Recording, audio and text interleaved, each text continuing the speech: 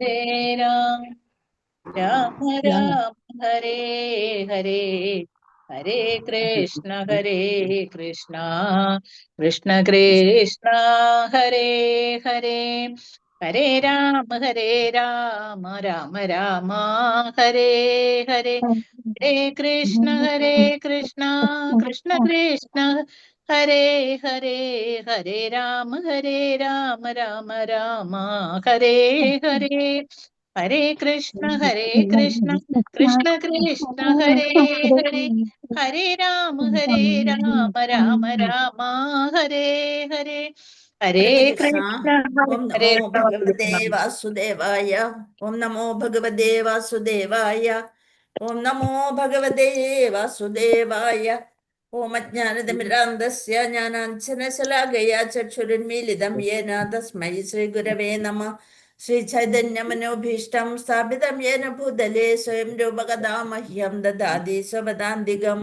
വന്ദേഹം ശ്രീഗുരോൻ ശ്രീയുതപദകമലം ശ്രീഗുരോൻ വൈഷ്ണവാംശ ശ്രീരൂപം സാഗ്രജാതം സഹഗണ രഘുനാഥാന്യതം തം സജീവം സാദ്വൈതം സാവധൂതം പരിജനസഹിതം കൃഷ്ണ ചൈതന്യദേവം ശ്രീരാധാകൃഷ്ണപാദാൻ സഹഗണ ലളിത ശ്രീവിശാഖാന്യതം ഹേ കൃഷ്ണ കരുണാ സിന്ധോ ദീനബന്ധോ ജഗത്പദേ ഗോപേശ ഗോപികാ കാന്ത രാധാ കാന്ത നമോസ്തുതേ തപ്തകാഞ്ചന ഗൗരാംഗി രാധേ വൃന്ദാവനേശ്വരി വൃഷഭാനുസുതേ ദേവി പ്രണമാമി ഹരിപ്രിയേ.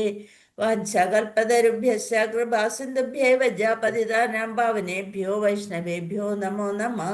നമോ ഓം വിഷ്ണുപാദായ കൃഷ്ണപൃഷ്ഠായ ഭൂതലേ ശ്രീമതേ ജയപതാകസ്വാമിനിധി നാമിനെ നമാചാര്യപാദായ നിദാകൃപാപ്രദായിനെ ഗൗരഗദാമദായ നഗരഗ്രാമധാരിണേ നമോ ഓം വിഷ്ണുപാദായ കൃഷ്ണപൃഷ്ഠായ ഭൂതലേ ശ്രീമതേ ഭക്തിവേദാന്ത സ്വാമിനിധി നാമിനെ നമസ്തേ സരസ്വതേ ദേവേ ഗൗരവാണി പ്രചാരിണേ നിർവിശേഷ ശൂന്യവാദി പാശ്ചാത്യദേശധാരിണേ. ഹേ കൃഷ്ണ കരുണാ സിന്ധോ ദീനബന്ധോ ജഗത്പദേ ഗോപേശ ഗോപികാ കാന്ത രാധാകാന്ത നമോസ്തുതേ തപ്തകാഞ്ചന ഗൗരാംഗി രാധേ വൃന്ദാവനേശ്വരി വൃഷഭാനുസുതേ ദേവി പ്രണമാമി ഹരിപ്രിയേ. വാഞ്ചകൽപതരുഭ്യശ്ച കൃപാസിന്ധുഭ്യേവ പതിതാനാം പാവനേഭ്യോ വൈഷ്ണവേഭ്യോ നമോ നമഃ. ജയ ശ്രീകൃഷ്ണ ചൈതന്യ പ്രഭു നിത്യാനന്ദ ശ്രീ അദ്വൈത ഗദാധര ശ്രീവാസാദി ഗൗരഭക്തവൃന്ദ. ഹരേ കൃഷ്ണ കൃഷ്ണ കൃഷ്ണ ഹരേ ഹരേ ഹരേ രാമ രാമ രാമ ഹരേ ഹരേ. ഹരേ കൃഷ്ണ കൃഷ്ണ കൃഷ്ണ ഹരേ ഹരേ ഹരേ രാമ രാമ രാമ ഹരേ ഹരേ. ഹരേ കൃഷ്ണ കൃഷ്ണ കൃഷ്ണ ഹരേ ഹരേ ഹരേ രാമ രാമ രാമ ഹരേ ഹരേ. ഹരേ കൃഷ്ണ. ജയ ജയ ഭാഗവത ദേവ ജയ ജയ ഭാഗവത. ജയ ജയ രാധാ കൃഷ്ണ സ്വരൂപ ജയ ജയ ഭാഗവത ദേവ ജയ ജയ ഭാഗവത. നിഗമകൽപതരോർഗളിതം ഫലം ശുഗമുഖാദമൃതദ്രവ സംയുധം പിബത ഭാഗവതം രസമാലയം മുഹുരഹോ രസികാ ഭുവി ഭാവുക. നാരായണം നമസ്കൃത്യം നരം ചൈവ നരോത്തമം ദേവീം സരസ്വതീം വ്യാസം തതോ ജയമുദീരയേ നഷ്ടപ്രായേഷു ഭദ്രേഷു. നിത്യം ഭാഗവത സേവയാ ഭഗവതി ഉത്തമ ശ്ലോകേ ഭക്തിർഭവതി നൈഷ്ടയേ. മൂകം കരോതി വാചാലം പങ്കും ലംഘയതേ ഗിരിം യത്കൃപാതമഹം വന്ദേ പരമാനന്ദമാധവം. ശ്രീഗുരും ദീനധാരിണം മദേകബന്ധോ മത്സംഖ്യൻ മദ്ഗുരോ മന്മഹാദന മദ്മിഷ്ടാരക മദ്ഭാഗ്യ മദാനന്ദ നമോസ്തുതേ. ഗ്രന്ഥരാജ ശ്രീമദ് ഭാഗവതം की जय. श्रील प्रभुपाद की जय. श्री गुरुदेव की जय.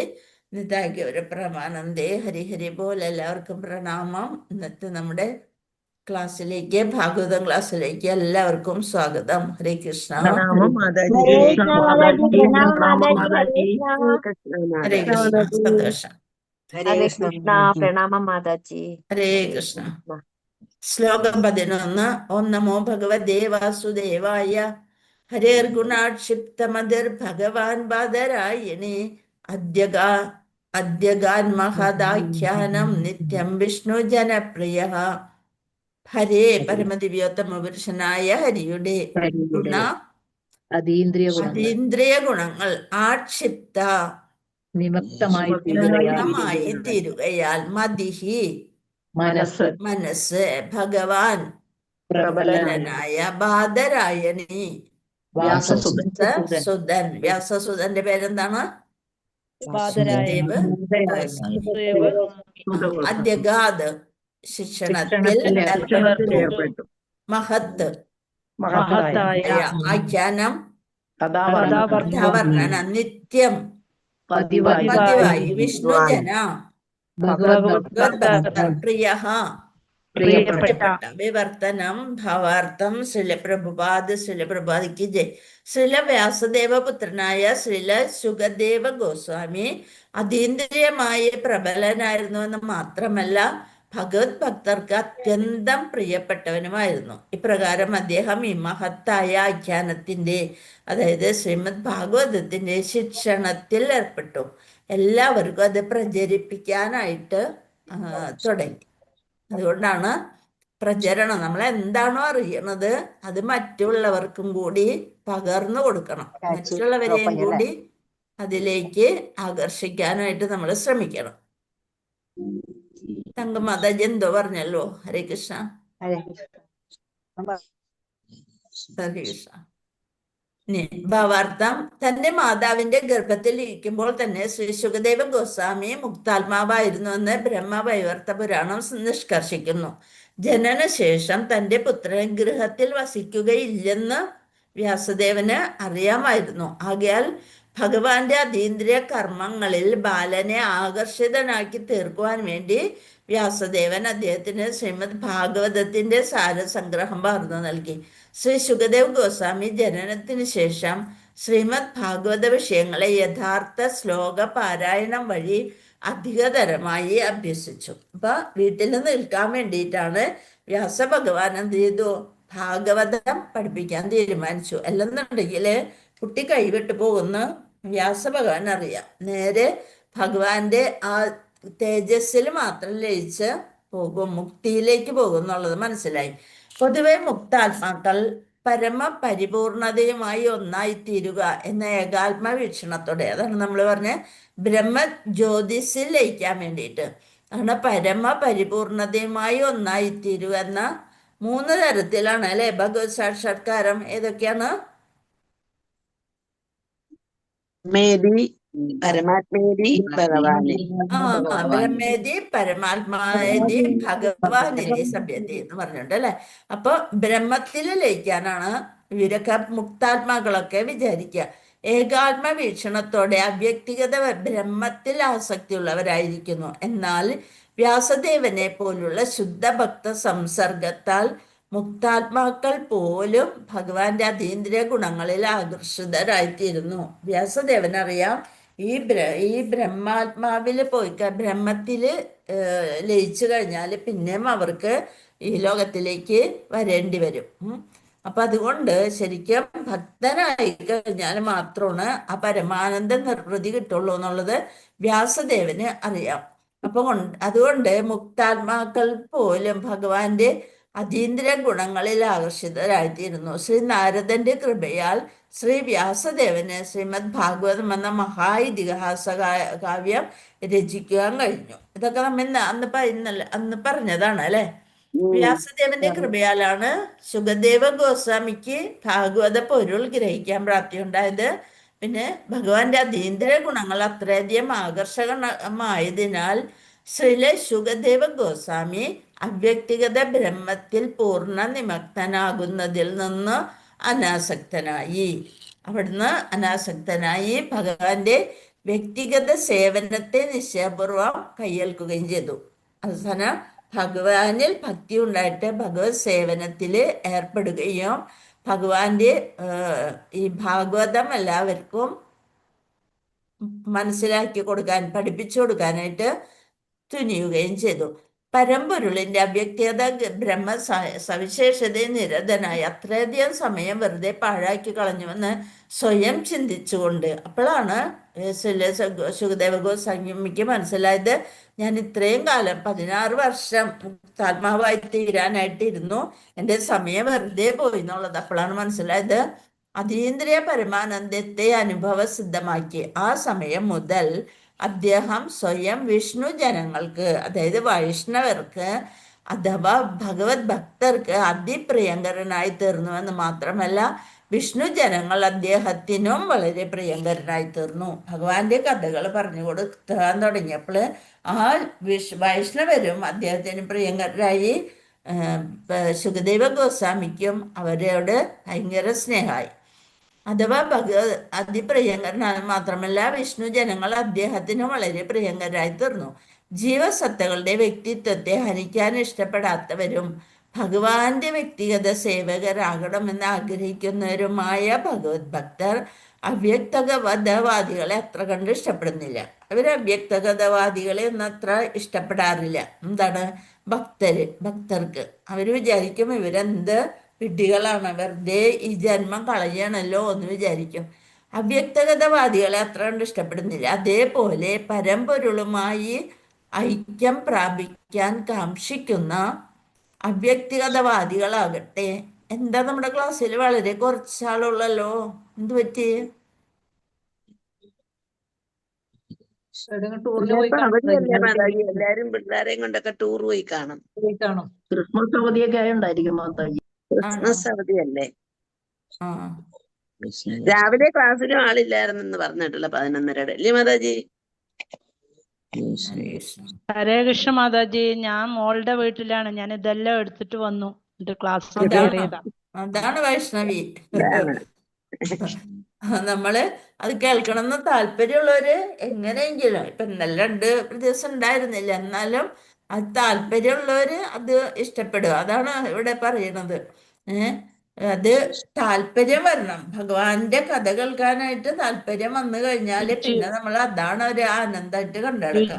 രുചി വരണമല്ലേ മാതാജി? രുചി വരണം. അതെ, ഭഗവാന്റെ വ്യക്തിഗത സേവകരാകണമെന്ന് ആഗ്രഹിക്കുന്നവരായ ഭഗവത് ഭക്തർ അവ്യക്തഗതവാദികളെ അത്ര ഇഷ്ടപ്പെടുന്നില്ല. അതേപോലെ പരമ്പൊരുളുമായി ഐക്യം പ്രാപിക്കാൻ കാക്ഷിക്കുന്ന അവ്യക്തിഗതവാദികളാകട്ടെ ഭഗവത് ഭക്തന്റെ മൂല്യം നിർണയിക്കുന്നതിൽ അസമർത്ഥരാണ്. വൈഷ്ണവരുടെ മൂല്യം, വൈഷ്ണവർ ആരാണെന്ന് അവർക്ക് മനസ്സിലാകില്ല. ആകയാൽ സ്മരണാതീത കാലം മുതൽ ഈ അതീന്ദ്രിയ തീർത്ഥാടകരും ചിലപ്പോഴൊക്കെ പ്രതിയോഗികളായി തീരാറുണ്ട്. അന്യഥ ആത്യന്തികമായ വ്യക്തിഗത അവ്യക്തിഗത സാക്ഷാത്കാരങ്ങൾ കാരണം ഇരുകൂട്ടരും മറുവിഭാഗത്തിൽ നിന്നും വിഭിന്നരായി നിൽക്കാൻ ഇഷ്ടപ്പെടുന്നു. അവര് ഒരു കൂട്ടർ പറയും ബ്രഹ്മമാണ്, സായുജ്യം, മുക്തിയാണ് ഏറ്റവും നല്ലത് എന്ന് പറയും. മറ്റൊരു പറയും ഭഗവാനെ സേവിച്ചു കഴിഞ്ഞ് മുക്തിക്കൊന്നും ഒരു സ്ഥാനവും ഇല്ല എന്ന് പറയും. അദ്ദേഹം ഒരു അവ്യക്തിഗതനായ ഭാഗമാണ്, എന്നാൽ മറുപക്ഷത്തിൽ നിന്ന് വിഭിന്നരായി നിൽക്കാൻ ഇഷ്ടപ്പെടുന്നു. ആകെ ശ്രീല സുഖദേവ ഗോസ്വാമിക്കും ഭക്തരോട് ആദ്യം പ്രീതിയില്ലായിരുന്നു, മുക്താത്മാവായതുകൊണ്ട്. എന്നാൽ അദ്ദേഹം സ്വയം ഒരു തികഞ്ഞ ഭക്തനായി തീർന്നത് മുതൽ വിഷ്ണു ജനങ്ങളുടെ അതീന്ദ്രിയ സംസർഗം അദ്ദേഹം സദാ ആകർഷിച്ചു. പിന്നെ വൈഷ്ണവരുമായിട്ടുള്ള സംസർഗമാണ് സുഖദേവ് ഗോസ്വാമി എപ്പോഴും ആഗ്രഹിച്ചത്. അദ്ദേഹം ഒരു അവ്യക്തിഗതനായ ഭാഗവതനായി തീർന്നു. ഭാഗവതനായി തീർന്ന ശേഷം വിഷ്ണു ജനങ്ങൾ തിരിച്ച് അദ്ദേഹത്തിൻ്റെയും സംസർഗം ഇഷ്ടപ്പെട്ടു. ഭാഗവതനാവുക എന്ന് വെച്ചാൽ ഭഗവത് കാര്യങ്ങളെ മറ്റൊരാളെ പഠിപ്പിച്ചുകൊണ്ടേയിരിക്കുക. അങ്ങനെ ആയപ്പോള് സത്സംഗം നടന്നു കഴിഞ്ഞപ്പോ ഈ വൈഷ്ണവർക്ക് സുഖദേവ ഗോസ്വാമിയുടെ ആയിട്ടുള്ള സംസർഗം വളരെ ഇഷ്ടപ്പെട്ടു. അപ്രകാരം പിതാവും പുത്രനും അതീന്ദ്രിയ ബ്രഹ്മജ്ഞാനത്തിൽ സർവദാ പൂർണ്ണ അഭിജ്ഞരായിരുന്നു. അവരതില് അധികം ജ്ഞാനം നേടി. അനന്തരം ഇരുവരും പരമപുരുഷനായ ഭഗവാന്റെ വ്യക്തിഗത സവിശേഷതകളിൽ പൂർണ്ണ നിമഗ്നരായി തീരുകയും ചെയ്തു. അങ്ങനെ എപ്രകാരമാണ് ശ്രീ സുഖദേവ് ഗോസ്വാമി ശ്രീമദ് ഭാഗവത ആഖ്യാനങ്ങളിൽ ആകർഷിതനായി തീർന്നതെന്ന ചോദ്യത്തിന് ഈ ശ്ലോകത്തിൽ പരിപൂർണമായി ഉത്തരമേകിയിരുന്നു. എങ്ങനെയാണ് ആസക്തനായത്? അപ്പൊ ഭാഗവതം ശ്രീല വ്യാസദേവൻ പഠിപ്പിച്ചു കൊടുത്തപ്പോഴാണ് അതില് ആസക്തനായി തീർന്നത്. ശ്ലോകം 12. പരീക്ഷിതോദരാജർഷർജന്മകർമ്മ വിലാപനം സംസ്ഥാം ച പാണ്ഡുപുത്രാണാം വക്ഷ്യേ കൃഷ്ണകഥോദയം. പരീക്ഷിത കേട്ടണ്ട, പരീക്ഷിത രാജാവിന്റെ അത്ത പ്രകാരം രാജർഷേ രാജാക്കന്മാര് ഋഷിയായ രാജാവിന്റെ ജന്മ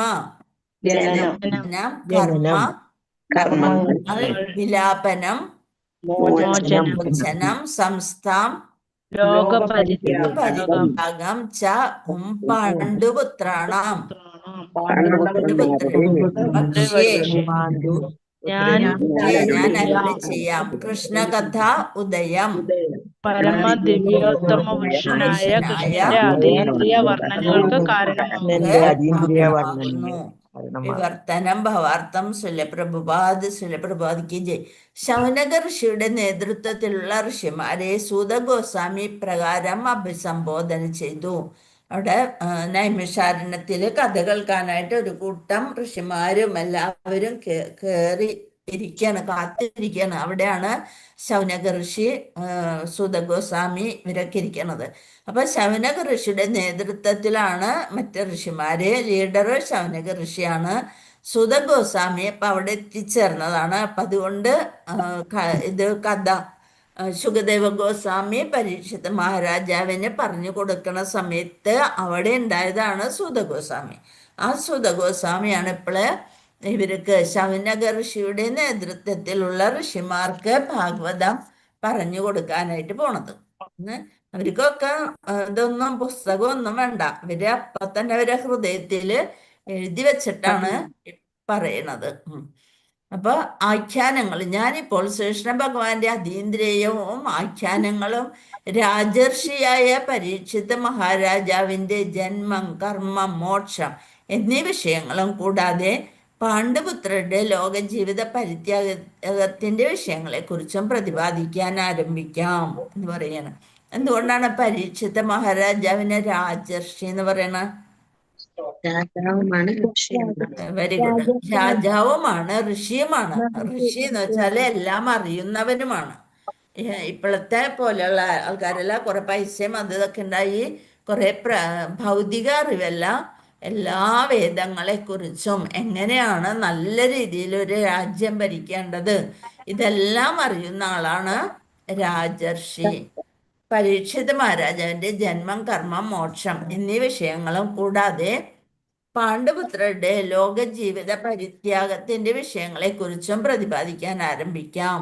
ഭാവാർത്ഥം, വിഭിന്ന തരം ജീവസത്തകളുടെ മധ്യേ സ്വയം അവതരിക്കുവാനും അവരോടൊപ്പം നിത്യകർമ്മങ്ങളിൽ ഏർപ്പെടുവാനും തക്കവണ്ണം പതിതാത്മാക്കളോട് കൃപയുള്ളവനാണ് ശ്രീകൃഷ്ണ ഭഗവാൻ.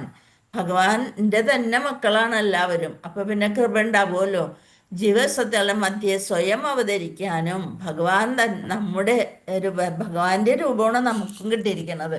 മനുഷ്യരൂപം തന്നെയാണ് ഭഗവാനും ഉള്ളത്. ഭഗവത് കർമ്മങ്ങളുമായി ബന്ധപ്പെട്ട പുരാതനമോ നവീനമോ ആയ ഏത് ചരിത്ര സത്യത്തെയും ഭഗവാന്റെ അതീന്ദ്രിയ ആഖ്യാനമായി മനസ്സിലാക്കണം. ഭഗവാന്റെ കർമ്മങ്ങളുമായി ബന്ധപ്പെട്ട, അതായത് ലീലകളെല്ലാം അത് അതീന്ദ്രിയമാണ്, ഇന്ദ്രിയങ്ങൾക്ക് അനുഭവ ഗോചരമല്ലാത്തതാണ്, നമ്മുടെ ഭൗതികമായിട്ടുള്ള ഇന്ദ്രിയങ്ങളെ കൊണ്ട് കാണാൻ സാധിക്കാത്തതാണ്. അപ്പൊ അത് മനസ്സിലാക്കണം, വിശ്വസിക്കണം. കൃഷ്ണനില്ലെങ്കിൽ പുരാണങ്ങളും മഹാഭാരതവും പോലെയുള്ള സർവ്വവിധ അനുബന്ധ സാഹിത്യങ്ങളും വെറും കഥകൾ അഥവാ ചരിത്ര സത്യങ്ങൾ മാത്രമാകുന്നു. എന്നാൽ കൃഷ്ണൻ അതിൽ വന്നാലേ, കൃഷ്ണൻ ഉൾപ്പെടുന്ന പക്ഷം അവ അതീന്ദ്രിയങ്ങളായിത്തീരും. നമ്മള് ഓരോരോ പുരാണങ്ങള് ഒക്കെ അതീന്ദ്രിയമായി തീരണം എന്നുണ്ടെങ്കിൽ അത് ഭഗവാന് അതില് ഉൾപ്പെടണം. എന്നാൽ കൃഷ്ണൻ ഉൾപ്പെടുന്ന പക്ഷം അവ അതീന്ദ്രിയമായി തീരും. അവ ശ്രവിക്കുന്ന തൽക്ഷണം നാം ഭഗവാനുമായി അതീന്ദ്രിയ സമ്പർക്കത്തിൽ ഏർപ്പെടുകയും ചെയ്യുന്നു. ഇത് കേട്ട് കഴിഞ്ഞാലാണ് നമ്മൾക്ക് ഭഗവാനിൽ കൂടുതൽ വിശ്വാസമാകും. അതീന്ദ്രിയമായിട്ട് നമ്മൾ ഭഗവാനുമായി സമ്പർക്കത്തിൽ ഏർപ്പെടും. ശ്രീമദ് ഭാഗവതവും ഒരു പുരാണമാകുന്നു. എന്നാൽ ഈ പുരാണത്തിന്റെ സവിശേഷ പ്രാധാന്യം എന്തെന്നാൽ ഇത് ഭഗവത് ചരിതങ്ങളെ കേന്ദ്രീകരിച്ചുള്ളതാണ്. ഇത് ഒരു പുരാണം തന്നെയാണ്. പക്ഷെ അതില് വേദങ്ങളൊന്നല്ല കുത്തി നിറച്ചിരിക്കണ. എന്താണ് അതിലുള്ളത്? ഭഗവാന്റെ ലീലകളും ഭക്തരുടെയും ഭഗവാന്റെയും കാര്യങ്ങളാണ് ഭാഗവതത്തിലുള്ളത്. ശ്രീമദ് ഭാഗവതം അല്ലാതെ വെറും അനുബന്ധ ചരിത്ര സത്യങ്ങൾ മാത്രമല്ല. ആകയാൽ ശ്രീമദ് ഭാഗവതത്തെ ചൈതന്യ മഹാപ്രഭു എന്താ പറഞ്ഞിരിക്കണേ? അമല പുരാണം. എന്താ പറയാ? അമല പുരാണം. എന്താ അമല പുരാണം എന്ന് വെച്ചാൽ കളങ്കരഹിതമായ പുരാണം. അതില് യാതൊന്നും ചീത്തയായിട്ടുള്ളത്, മലിനമായിട്ടുള്ളതൊന്നുമില്ല. അതുകൊണ്ടാണ് അമല പുരാണം എന്ന് പറയുന്നത്. ഭഗവാൻ ശ്രീ ചൈതന്യ മഹാപ്രഭു കളങ്കരഹിതമായ പുരാണം എന്ന് ശ്ലാഘിച്ചു സമർപ്പിച്ചിരിക്കുന്നു. പ്രഥമ സ്കന്ധങ്ങളെ മനസ്സിലാക്കാതെ ശ്രീമദ് ഭാഗവതത്തിലെ ദശമസ്കന്ധത്തിൽ വർണ്ണിച്ചിരിക്കുന്ന ഭഗവത് ലീലകളെ തൽക്ഷണം ആസ്വദിക്കാൻ അഭിലഷിക്കുന്നത് ആത്മജ്ഞാനികളായ ഒരു വിഭാഗം ഭാഗവത പുരാണ ഭക്തരുണ്ട്. മറ്റ് സ്കന്ധങ്ങൾക്ക് ശ്രീകൃഷ്ണ ഭഗവാനുമായി യാതൊരു ബന്ധവുമില്ലെന്ന അബദ്ധധാരണയിലാണ് അവർ. അവരെന്ത് ചെയ്യും? ഭഗവാന്റെ ലീലകളെ കുറിച്ച് അറിഞ്ഞാൽ മതി, ബാക്കിയൊന്നും അറിയണ്ടെന്ന് പറഞ്ഞുകൊണ്ട് 10ാമത്തെ സ്കന്ധത്തിലേക്കൊക്കെ നേരിട്ട് പോകും. പക്ഷെ അതെല്ലാം വിഡ്ഢിത്തമാണ്. അപ്രകാരം ബുദ്ധിപരമല്ലാതെ അധികതരമായി വിഡ്ഢിത്തത്തോടു കൂടി അവർ ഭാഗവതം ദശമസ്കന്ധ അധ്യയനം നടത്തുന്നു. അതെല്ലാം വിഡ്ഢിത്തമാണ്. മറ്റുള്ള സ്കന്ധങ്ങളും ദശമസ്കന്ധത്തിന്റെ അത്ര തന്നെ പ്രാധാന്യമുള്ളതാണെന്ന് ഇവിടെ പഠിതാക്കളോട് സവിശേഷമായി അരുളി ചെയ്തിരിക്കുന്നു. മറ്റ് നവസ്കന്ധങ്ങളുടെയും സാരം പൂർണ്ണമായും ഗ്രഹിക്കാതെ ദശമസ്കന്ധത്തിന്റെ പ്രതിപാദ്യ വിഷയങ്ങളിലേക്ക് കടന്നു ചെല്ലാൻ ആരും തന്നെ പരിശ്രമിക്കരുത്. ഇതാണ് നിത്യം ഭാഗവത സേവ. ദിവസേന ഒരു ചാപ്റ്റർ വായിക്കാനാണ് പറയണത്. പക്ഷെ നമ്മള് ഒരു ശ്ലോകമെങ്കിലും വായിച്ചാല്, ഒരു വാക്ക് എങ്കിലും വായിച്ചാൽ അത്രയും പുണ്യമാണെന്ന് പറയും. അപ്പോ ദശമസ്കന്ധത്തിന്റെ പ്രതിപാദ്യ വിഷയങ്ങളിൽ കടന്നാൽ ആരും തന്നെ പരിശ്രമിക്കരുത്. കൃഷ്ണനും പാണ്ഡവരെ പോലെയുള്ള അദ്ദേഹത്തിന്റെ ശുദ്ധ ഭക്തരും ഒരേ തലത്തിലാണ്. എല്ലാ രസങ്ങളിലുമുള്ള തൻ്റെ ഭക്തരില്ലാതെ കൃഷ്ണനോ, കൃഷ്ണനില്ലാതെ പാണ്ഡവരെ പോലെയുള്ള ശുദ്ധ ഭക്തരോ ഇല്ല. ഭഗവാന് ആര് കൂടെ വേണം? എപ്പോഴും ഭക്തര് കൂടെ വേണം. അപ്പൊ കൃഷ്ണനില്ലാതെ പാണ്ഡവരെ പോലെ ശുദ്ധ ഭക്തരോ ഇല്ല. ഭക്തരും കൃഷ്ണനും പരസ്പരം ബന്ധപ്പെട്ടിരിക്കുന്നു. മാത്രവുമല്ല അവരെ വേർപെടുത്താൻ സാധ്യമല്ല. നമ്മൾ എത്ര വിചാരിച്ചാലും പിന്നീട് വേർപെടുത്താൻ സാധ്യമല്ല. ആകയാൽ അവരെ കുറിച്ചുള്ള സംഭാഷണങ്ങളൊക്കെ തന്നെ കൃഷ്ണകഥ അഥവാ ഭഗവത് സംബന്ധ വിഷയങ്ങളാണ്. എന്താണ് കൃഷ്ണകഥ?